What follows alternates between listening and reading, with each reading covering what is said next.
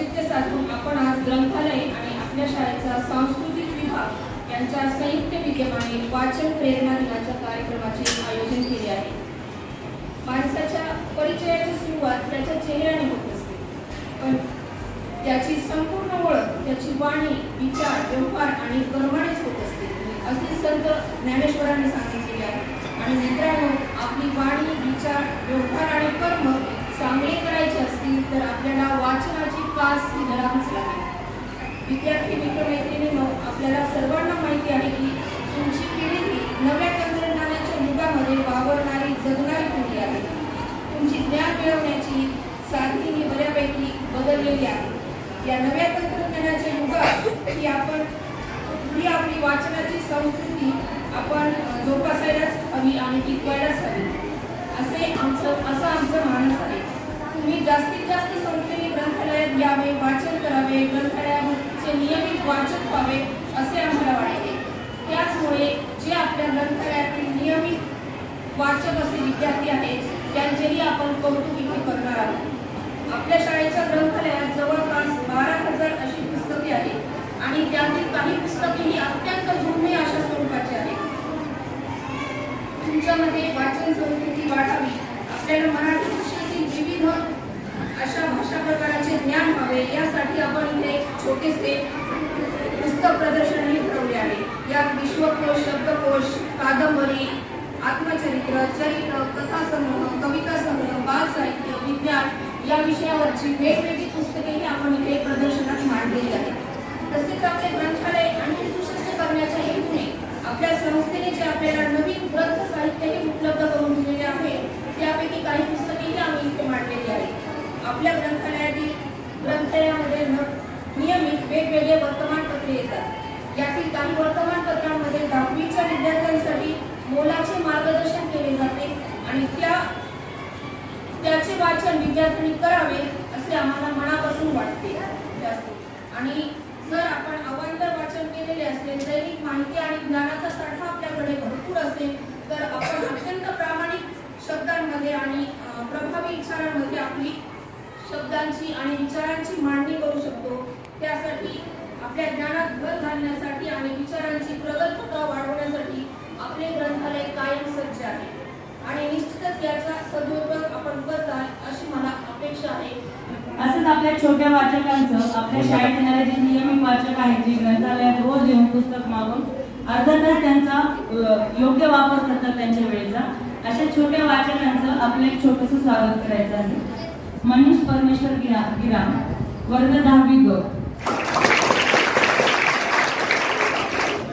चिरंजीव वरद वैजनाथ साळवे, 6वी ब। गुरुविना नाम मिळे ज्ञान, ज्ञानाविना न होई जगी सन्मान, जीवन भवसागर कराया चला बंधू गुरुराय। उत्तम शिक्षक तुम्हाला उत्तर देत नाही तर तो तुमच्या स्वतः उत्तर शोधण्याची एक आग भेटून देतो। हे सगळं सांगायचं कारण यासाठी तर आपल्या प्रशालेतील ज्येष्ठ शिक्षक या सर्व उदाहरणात अगदी सुयोग्यतेने बसतात। काय बरं त्यांचा परिचय द्यावा? प्रगल्भ विचार, अतिशय प्रेमळ, नम्र, शिस्तप्रिय, पुस्तकप्रेमी, कामाविषयी आसक्ती असणारे असे श्री अशोक लिंबेकर सर। त्यांचे मार्गदर्शन या वाचन प्रेरणा दिनी आपल्याला मिळावे म्हणजे सुवर्ण कांचन योग। आता मी तुम्हाला एक प्रश्न विचारले सुरुवातीला की आजच्या कार्यक्रमाचं नाव सगळ्यांनी मिळूनच सांगितलं समजा, आणि अशी पद्धत मला वाटतं एकदम छान वाटते कधी कधी चांगली। तर नाव सगळ्यांना सांगावं वाटलं त्याच्यामुळे सगळ्यांनी सामूहिक उत्तर दिलं, वाचन प्रेरणा दिली। तर आपल्याला आता इथून जाताना वाचनाची प्रेरणा घेऊन जायची आहे। वाचन किती प्रकारांनी होतं, वाचनाचे काही प्रकार असतात। वाचन हे माणूस मोठ्याने पण करतो, वाचन मनातही करतो। मग वाचनासाठी काय काय लागतं? वाचनासाठी आपल्याला डोळ्यांची आवश्यकता असते। कधी कधी आपण अशी पण काही व्यक्ती असतात की ज्यांना डोळ्यांनी कमी दिसतं किंवा दिसतच नाही, मग त्यांच्याकरता कान हे वाचनाचं काम करतात, ऐकलेलं लक्षात ठेवतात आणि पुन्हा नंतर म्हणून दाखवतात। काही लोक तर एकदा ऐकतात आणि पूर्णच पाठ म्हणून दाखवतात। मग ते पण आपल्याला कानही मदत करतात, डोळेही मदत करतात। काही जणांना गंध संवेदना असतात म्हणजे त्यांची वास घेण्याची शक्ती फार प्रभावी असते। तुम्ही म्हणता त्याचा इथे काय संबंध सर? तर या नवीन पुस्तकांना सुद्धा एक आगळा सुगंध असतो, त्याला गंध संवेदना असं म्हणतात. त्या सगळ्यांचं एकत्रीकरण माणसाच्या मनामध्ये जातं आणि त्याचा आपण आता प्रॅक्टिकल प्रयोग करणार आहे. त्याच्यात तुम्हाला सहभागी व्हायचं. मी तुम्हाला या ठिकाणी काही पुस्तकांची लक्षपूर्वक पहा, त्यानंतर आपल्याला एक काम करायचं छोटंसं. आताच सांगणार नाही की काय काम करायचंय, फक्त मी पुस्तकाचं नाव वाचून दाखवीन, लक्षात ठेवायचं. हे पुस्तक आहे पहा, जितकं लक्षात राहील तेवढं ठेवा. म्हणजे कानांनी पण काम करायचं आणि डोळ्यांनी पण करायचे, दोन्ही काम करायचे.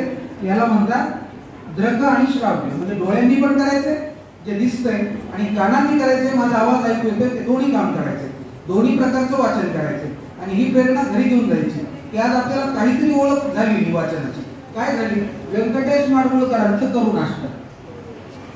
परत रिपीट करतो, 2दा सांगणार एक नाव. व्यंकटेश माडगुळकरांचं करुणाष्टक.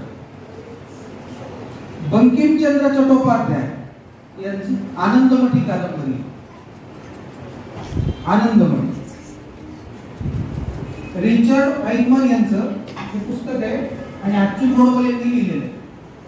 नाव लक्षात ठेवा. आणि सगळंच विसरलं तर या पुस्तकाचं सोपं नाव आहे जीनियस. लक्षात ठेवायचं, घरी घेऊन जायचं नाव फक्त, नंतर वाचायचं ग्रंथालयात. मोक्यासार पंडित, दिलीप प्रभावळकर यांचं पुस्तक आहे मुलांसाठी. त्याची खूप पुस्तक आहे पण आपल्याला थोडी तरी ओळख झाली पाहिजे. इकिगाई हे सध्या जगात गाजत असलेलं पुस्तक आहे, इकिगाई नावाचं. त्यानंतर साधना आमटे यांचं इंग्रजीमध्ये असलेलं हे समिधा पुस्तक आहे. बहिणाबाईंची गाणी हे बहिणाबाई चौधरी यांचं. हामिद दलवाईंचं इंधन हे पुस्तक. राजा मंगळवेडेकरांचं पंडित जवाहरलाल नेहरू आणि साने गुरुजींचं सुंदर पत्र. आता सगळ्यांनी डोळ्यांनी पाहिलं, कानांनी ऐकलं. 2 मिनिट डोळे बंद करून घ्यायचे. तोपर्यंत तुमच्या समोर आम्ही काय करू, एक छोटा कागद आणून देऊ. त्या कागदावर यातली नावं लिहायची. म्हणजे डोळ्यांनी किती काम केलं पाहू आणि कानाने किती काम केलं पाहू. मग ती कागद आम्ही गोळा करू आणि नंतर मग पुढचा कार्यक्रम सुरू होईपर्यंत आम्ही ते कागद पाहू. मायूस मत होना जिंदगी से, मायूस मत होना जिंदगी से, किसी भी वक्त तेरा नाम बन सकता है. हौसले हो बुलंद तो अखबार बेचने वाला भी कलम बन सकता है, तो अखबार बेचने वाला भी कलम बन सकता है. संत रामदास म्हणतात की समानी काहीतरी लिहावे, प्रसंगी अखंडित वाचित जावे. तर भारतरत्न डॉक्टर बाबासाहेब आंबेडकर म्हणतात वाचाल तर वाचाल. पुस्तक हे आपले खरे मित्र, गुरु, मार्गदर्शक असतात.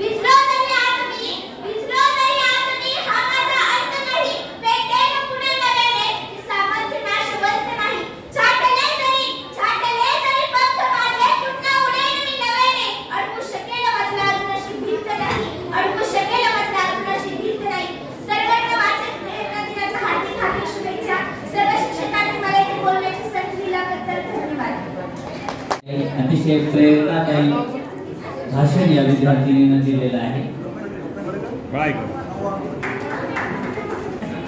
मित्रांनो, आज वाचन प्रेरणा दिन, भारतरत्न डॉक्टर APJ अब्दुल कलाम यांची जयंती.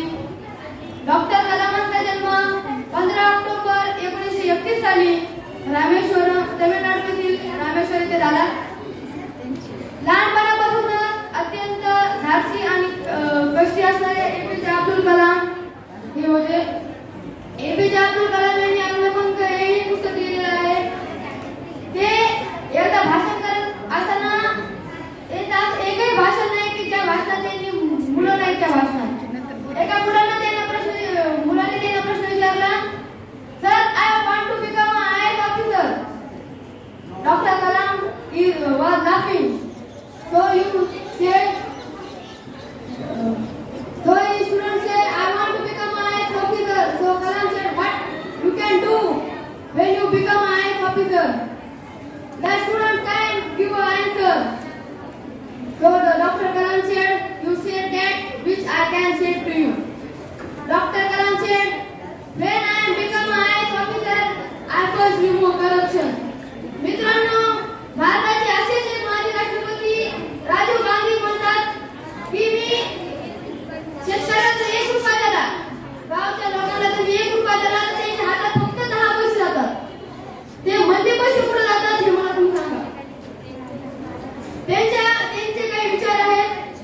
ते असे म्हणतात, असे स्वप्न बघू नका की जे तुम्ही झोपीत बघता. असे स्वप्न तुम्ही बघू नका की जे झोपीत बघतात. असे स्वप्न बघा की तुम्ही जे तुम्हाला ते झोपू देत नाही. मित्रांनो, ते म्हणतात की तुम्हाला जर सूर्यासारखं जर चमकायचं असेल तर आधी तुम्हाला सूर्यासारखं जळावं लागेल. त्यांच्या त्या अंगपंख या पुस्तकात त्यांचे जे आदर्श आहेत त्यांचाही त्यांनी उल्लेख केलेला आहे. मित्रांनो, लोकांनी त्यांना जनतेचे राष्ट्रपती असे संबोधले गेले आहे. मित्रांनो, कोणताही व्यक्ती कोणत्याही माणसाला असे विनाकारण काही संबोधित नाही. त्याच्या मागचे माणसाच्या अनेक कष्ट असतात. असे तर कोणीही पैसे देऊन माणसाचे मन जिंकन, पण आपल्या कर्तृत्वाने, आपल्या कार्याने APJ अब्दुल कलाम यांनी लोकांची मनं जिंकली आणि लोकांनी त्यांना जनतेचे राष्ट्रपती असे पद दिले. APJ अब्दुल कलाम हे भारतीय जनता पक्ष या पक्षात होते. त्यांनी देशाचे 11वे राष्ट्रपती पद हे भूषवले. राष्ट्रपती असताना त्यांनी अनेक देशासाठी अनेक प्रगती केली. त्यांना Mughal missile man of India असे संबोधले जात नाही. त्यांनी जमिनीवर मारा करणारे, जमिनीवरून आकाशात मारा करणारे आणि आकाशावरून जमिनीवर मारा करणारे असे शपथनाट्यानंतर शोध लावला. त्यामध्ये अग्नी 1, अग्नी 2 असे बरेचसे मिसाईल येतात. ते शिलाँग येथे भाषण करत असताना त्यांना हृदयविकाराचा झटका आला आणि येत्या 2 दिवसातच त्यांचा 27 जुलै 2015 या दिवशी मृत्यू झाला. असं म्हणतात, समाजी काहीतरी लिहावे, प्रसंगी अखंडित वाचत जावे. अन्न, वस्त्र, निवारा या मूलभूत गरजांसारखीच वाचन ही सुद्धा सर्व दृष्टीने फायदेशीर गरजांसारखी वाचन ही सुद्धा सर्व दृष्टीने फायदेशीर आणि महत्त्वाची गरज आहे. वाचनामुळे माणसाचा मानसिक बौद्धिक विकास होतो. हे मला पुस्तकांचे वाचन करताना प्रकर्षाने जाणवले. पुस्तक माणसाचे सच्चे मित्र आणि मार्गदर्शक असतात. पुस्तक एवढा खरा सुट्टी कोणी जाऊ शकत नाही. म्हणूनच आपण सर्वांनी पुस्तक वाचली पाहिजे.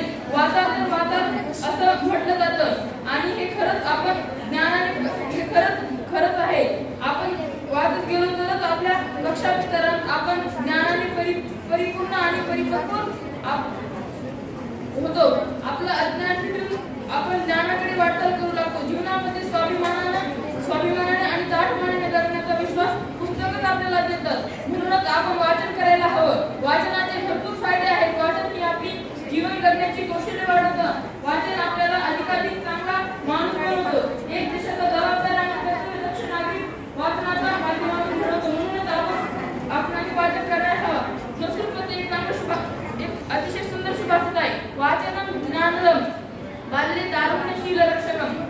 वार्धक्य दुःख हरणं हितम सुखकारकम.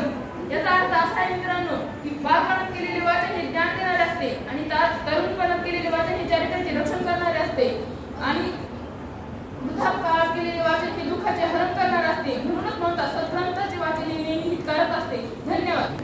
मित्रांनो, आज आपण इथे वाचन प्रेरणा दिवस म्हणजे एपीजे अब्दुल कलाम यांच्या जयंतीनिमित्त जमलो आहोत. एपीजे अब्दुल कलाम यांचा जन्म 15 ऑक्टोबर 1931 रोजी रामेश्वरम येथे झाला. त्यांच्या घरची परिस्थिती अत्यंत हलाखीची होती. त्यामुळे त्यांनी तरुण वयातच वर्तमानपत्रे विकण्यास सुरुवात केली. त्यांना फायटर पायलट व्हायचे होते. त्यामुळे त्यांनी परीक्षा दिली, पण त्यांना त्या परीक्षेमध्ये अपयश आले. पण खचून न जाता त्यांनी पुढे शिक्षण सुरू ठेवले आणि पदवीचे शिक्षण घेतल्यानंतर 1958 साली त्यांनी GDVT आणि टी टेक्निकल सेंटरमध्ये काम करण्यास सुरुवात केली. पुढे नंतर 1962 साली त्यांनी अवकाश संशोधन क्षेत्रात काम करण्यास सुरुवात केली. त्यांनी आपल्या यशाचे श्रेय नेहमी आपल्या आईला दिले. त्यांना मुलांबद्दल खूप आपुलकी होती. त्यांनी भारताच्या क्षेपणास्त्र निर्मितीत खूप मोठे योगदान दिले आहे. आज आपल्या भारताकडचे अग्नी जे क्षेपणास्त्र आहेत ते त्यांच्यामुळेच आहेत. 27 जुलै 2015 साली शिलाँग येथे विद्यार्थ्यांना व्याख्यान देत असताना त्यांचा मृत्यू झाला. वाचन काय करतं आपल्याला, तर तुम्ही जी सगळी पुस्तकं बघता आहात, ग्रंथालयात आपण गेलो पाहिजे. या पुस्तकांवर किमान आपण स्पर्श केला पाहिजे, कारण ही पुस्तकं आपल्याला खूप भरभरून देतात. आपल्याला बोलायला शिकवतात, चांगलं वागायला शिकवतात, जगाकडे स्वच्छ आणि शुद्ध दृष्टीनं बघायला शिकवतात, छान विचार करायला शिकवतात. आणि आपली जसं आता तुमची मित्र म्हणाली, तुमची साक्षी नावाची मैत्रीण म्हणाली की पुस्तकं हे आपल्याला खऱ्या अर्थानं स्वतःचा विचार स्वतः करायला शिकवतात. स्वतःच्या आपले मत, स्वतःचा आपला जीवनाकडे बघण्याचा, जगाकडे बघण्याचा दृष्टिकोन व्यापक, शुद्ध आणि स्वच्छ होतो. तो या पुस्तकांमुळे होतो. ही पुस्तकं खरं तर आपली खूप छान मित्र आहे, खूप छान सोबती आहे, चांगली मार्गदर्शक आहे, चांगली गुरु आहे. आणि डॉक्टर APJ अब्दुल कलाम यांच्या माध्यमातून खऱ्या अर्थानं आपल्याला या पुस्तकांकडे जाण्याची, या पुस्तकांना मित्र करण्याची एक प्रेरणा घ्यायची आहे. तुकोबा जसं म्हणतात की शुद्ध बीजापोटी फळे रसाळ गोमटी, तशी शुद्ध बीज चांगल्या शुद्ध विचारांच्या माध्यमातून या पुस्तकातूनच आपल्याला मिळणारी असतात. आणि म्हणूनच मी एकदा लिहिलं होतं की पुस्तकं बनवतात माणसाला माणूस, दूर होतात मनातून राग द्वेषही, पुस्तकानंच घडतात माणसं, तसाच देशही. बाळांनो, तुम्हाला उत्तम माणूस म्हणून घडायचं असेल, तुम्हाला उत्तम नागरिक म्हणून घडायचं असेल, कर्तव्यदक्ष आणि जबाबदार नागरिक म्हणून, एक चांगला मुलगा म्हणून आणि उद्याचा भविष्यातला एक चांगला देशाचा आधारस्तंभ म्हणून घडायचं असेल, तर आपण पुस्तकांशी आपली नाळ घट्ट केली पाहिजे. पुस्तकांचा आपण हात धरला पाहिजे. बघा, तुम्ही जेव्हा पुस्तकं सोबत घेताना तेव्हा खऱ्या अर्थानं ती पुस्तकं तुम्हाला, आपण ज्या वाटेवरून चालणार आहोत, ज्या जीवनाच्या वाटेवरून चालणार आहोत, त्या वाटेवरून चालण्यासाठीचा उजेड म्हणून तुमच्या सोबत राहत असतात. ज्ञानाचा उजेड असतात ही पुस्तकं. या पुस्तकांमध्ये खऱ्या अर्थानं जो काही ज्ञानाचा खजिना आहे, आपलं अज्ञान दूर करून आपलं ज्ञानाशी नाळ जोडताना जो काही प्रकाश आपल्यापर्यंत येणार आहे, तो प्रकाश उद्याचं आपलं उज्ज्वल भविष्य घडवणार आहे. ज्या वर्तमानामध्ये आपण राहतो तो वर्तमान जगायला पुस्तकं शिकवत असतात. कारण बाळांनो, गेलेला भूतकाळ आणि येणारा भविष्यकाळ याचा जो दुवा आहे तो वर्तमान आहे. तो वर्तमान जगणं, जपणं, त्या वर्तमानाचं चीज करणं आणि खऱ्या अर्थानं तो वर्तमानाचं सोनं करून आपलं उद्याचं उज्ज्वल भविष्य घडवणं, हे जर कोण सांगत असेल तर ही पुस्तकं सांगत. काय करावं, काय करू नये, काय टाळावं, काय टाळू नये, कसं बोलावं, कसं बोलू नये, आणि या जगामध्ये कसं वागावं, कसं वागू नये, काय स्वीकारावं, काय स्वीकारू नये, कसं असावं, कसं नसू नये, हे सगळं या पुस्तकात असतं. म्हणूनच बाळांनो, आपण वाचन प्रेरणा दिनाच्या निमित्तानं या पुस्तकांकडून भरभरून असे शब्दधन घेऊया आणि त्या शब्दधनाच्या माध्यमातून आपली वैश्विक अशी दृष्टी विकसित करून आपल्यामधून उद्याचा भारताचा उज्ज्वल असा नागरिक घडवूया. APJ अब्दुल कलाम जसं म्हणायचे की मला उद्याचा जे काही महासत्ता राष्ट्र घडवायचं आहे ते तुमच्या माध्यमातून घडवायचं आहे आणि ते घडवण्यासाठी आपण या पुस्तकांची घट्ट अशी मैत्री करू आणि विकासाची वाटचाल करू. विकासाच्या प्रगतीच्या वाटा स्वतःच खुल्या करू. तुमच्यासाठी सर्व विद्यार्थ्यांच्या मनाला भावेल अशा दृष्टीने सहकारी मित्रांनी कार्यक्रमाचं नियोजन केलेलं आहे. तुम्ही पाहता अगदी रांगोळीपासून ते पुस्तकांची मांडणी करेपर्यंत आणि तुम्हाला भरभरून सांगण्यापर्यंत सर्व सहकारी मित्रांनी वाचन प्रेरणा दिन आपल्या सर्वांच्या मनावर ठसावा अशा दृष्टीने या ठिकाणी प्रयत्न केलेला आहे. कार्यक्रमाची सुरुवात करताना श्री डाकोरे सर आणि त्यांचा संघ ग्रंथ आमूचे साथी, ग्रंथ आमूचे हाती, ग्रंथ अज्ञानाच्या अंधारातील दिव्य ज्योती अशा प्रकारचं छान गाणं त्यांनी या ठिकाणी त्याचं सादरीकरण केलं. 90च्या विद्यार्थिनी गीत मंचमधील विद्यार्थिनींनी खूप छान असं त्या गाण्याचं सादरीकरण केलेलं आहे. आणि खरोखरच ग्रंथ हे अज्ञानरूपी अंधकारातून तेजाकडे घेऊन जाणारे आहेत. प्रास्ताविकामध्ये सांगत असताना त्यांनी सांगितलं, संत ज्ञानेश्वरांच्या त्या वचनाचा उल्लेख या ठिकाणी केला की आपला परिचय आपल्या चेहऱ्याने होतो, आपला परिचय आपल्या चेहऱ्याने होतो, पण हा वरवरचा प्राथमिक परिचय असतो. आपला खरा परिचय ही आपली वाणी, आपली कृती आणि आपले व्यवहार कशा पद्धतीने आपण जीवनामध्ये करतो त्यामधून माणसाची परिपूर्ण ओळख होत असते. आणि अशी परिपूर्ण ओळख चांगल्या पद्धतीने जर करायची असेल तर आपल्या हाती ग्रंथ असावे लागतील, साथीला ग्रंथ घ्यावे लागतील आणि अज्ञानरूपी अंधकारातून दूर जाऊन ज्ञानाकडे, दिव्य तेजाकडे, ज्ञानरूपी प्रकाशाकडे आपल्याला जावं लागेल. एका विद्यार्थ्याने बोलताना फार छान सांगितलं, पुस्तकं कशासाठी वाचायची आहेत ते सांगताना मला ते भावलं. संस्कृत सुभाषितामध्ये सांगताना तर तेच त्याचा उल्लेख पुन्हा मी एकदा करतो की तुम्ही ज्या वयामध्ये आता आहात, तुम्ही आता पुस्तकं वाचता, वेगवेगळ्या प्रकारचे पुस्तकं वाचतात, त्या पुस्तकातून ज्ञान संपादन करणारे तुमचं वय असेल, तुम्ही आजचे वाचाल, आयुष्यभर ते तुमच्या लक्षात राहणार आहे. तुमच्या आवडीचे पुस्तकं तुम्ही वाचणार आहात, शांत चित्ताने वाचणार आहात आणि त्यामुळे ते नेहमी करता तुमच्या लक्षात राहणार आहे. म्हणून या वयामध्ये जे तुम्ही वाचन करता ते सगळं वाचन ज्ञान संपादन करण्यासाठीच असणार आहे. यानंतर तुम्ही मोठे व्हाल, तरुण व्हाल, त्यावेळेस तुमचं वाचन जे आहे तर ते सगळं वाचन त्यावेळेस तुम्ही काहीतरी नवा विचार घेऊन पुढे आलेला असतात. ते समाज हिताचं, लोकांच्या कल्याणाचं असेल आणि वयोवृद्ध झाल्यानंतर जे वाचन असेल तर ते स्वकल्याणासाठी असेल. खरोखरच वाचन जीवनामध्ये लहानपणापासून अगदी वयाच्या शेवटच्या घंटेपर्यंत आपल्याला साथ देणार असतं. म्हणून जीवनामध्ये वाचन हेच सर्वांचं म्हणजे कल्याणकारक अशी बाब आहे, कल्याण करणारी गोष्ट आहे. वाचन सर्वांनी केलंच पाहिजे, यासाठी हा सगळा खटाटोप आहे. वाचन प्रेरणा दिनाच्या निमित्तानं ग्रंथालयाच्या वतीनं ग्रंथ प्रदर्शन जे या ठिकाणी भरवलेले विद्यार्थी मित्रांनो, त्याच्यामध्ये पहा कथा संग्रह आहे, बाल साहित्य आहे, कादंबरी आहे, संदर्भ ग्रंथ आहे, इंग्रजीचे पुस्तक आहे, वेगवेगळ्या विषयांचे पुस्तक आहेत. हे सगळे पुस्तके या ठिकाणी ठेवलेली आहेत. तसेच माझे सहकारी श्री लिंबेकर सर, त्यांचा परिचय देताना मॅडमने त्यांच्याविषयी सांगितलं. सर अतिशय कल्पक आहेत, सृजनशीलता त्यांच्याकडे आहे, कार्यक्रमाचं व्यवस्थित नियोजन करण्याची हातोटी सरांकडे आहे. याच कार्यक्रमाच्या निमित्तानं तुमची स्मरणशक्ती कशी ते देखील सरांनी तपासलेली आहे आणि वेळेचा सदुपयोग करत विद्यार्थ्यांच्या प्रती असणारी निष्ठा, श्रद्धा सर्व काही त्यांच्या या कृतीतून, वाणीतून नेहमी व्यक्त होत असतं. तसंच या ठिकाणी देखील व्यक्त झालेलं आहे. ते आपल्या कार्यक्रमाच्या, आपल्या ग्रंथ प्रदर्शनाचे ते उद्घाटक आहे. दिवाळी सरांनी तुम्हाला मार्गदर्शन केलं, ते खूप महत्वाचं, मोलाचं असं सगळं आहे. वाचन प्रेरणा दिन खरोखरच आपल्या सर्वांना प्रेरणा देणारा हा दिवस आहे. येणारं युग, आताचं युग संगणकाचं युग आहे.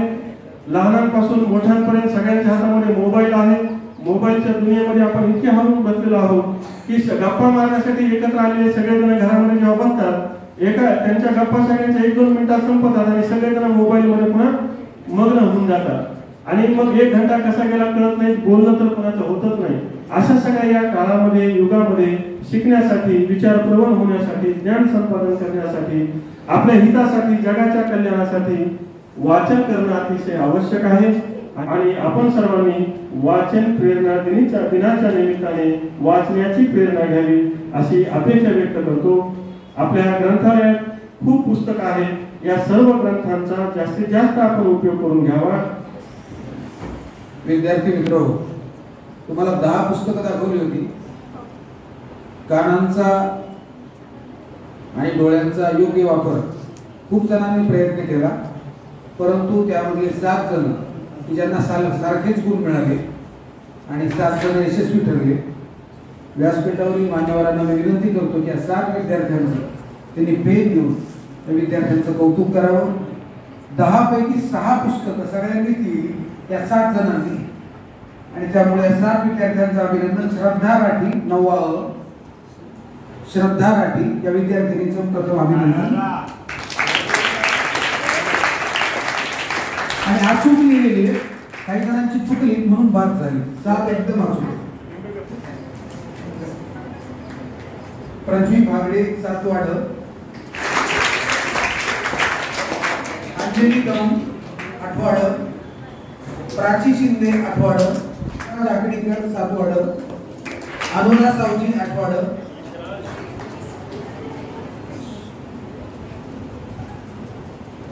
सावजी आणि शेवटचा विद्यार्थी अर्णव क्षीरसागर 7वाड.